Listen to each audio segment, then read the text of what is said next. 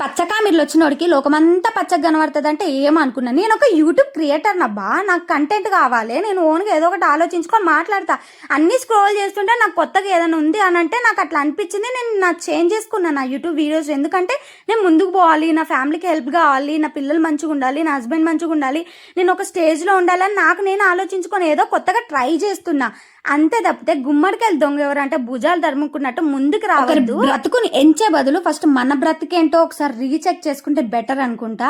ఎందుకనంటే మేము ఆస్తుల కోసం, అంతస్తుల కోసం, నేమ్ చూసి ఫేమ్ చూసి ఉరకట్లే ఎవరైనాక, అర్థమైందా?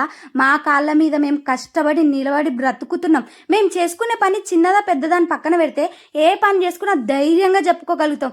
మీలాగా పుట్టు పూర్వత్రాలు దాచుకొని మాట్లాడట్లేదు అనమాట. యూట్యూబ్ కోసం ఉన్నవి లేనట్టు, లేని ఉన్నట్టు సృష్టించి మాట్లాడట్లే.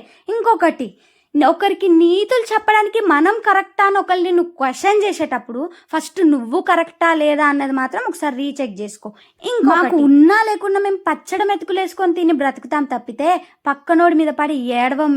మాకు చేతనైంది మేము చేసుకుంటాము అంతే తప్పితే వాళ్ళు బాగుపడిపోతున్నారు కదా అని కడుపులో ఇంత కుళ్ళు పెట్టుకొని యాక్టింగ్లు చేయడం మా వల్ల కాని పని. కానీ ఒకటే చెప్పాలనుకుంటున్నా, బురదలో రాయేసి అది నా మీద చల్లించుకోవాలని అయితే నేను అస్సలు అనుకోను.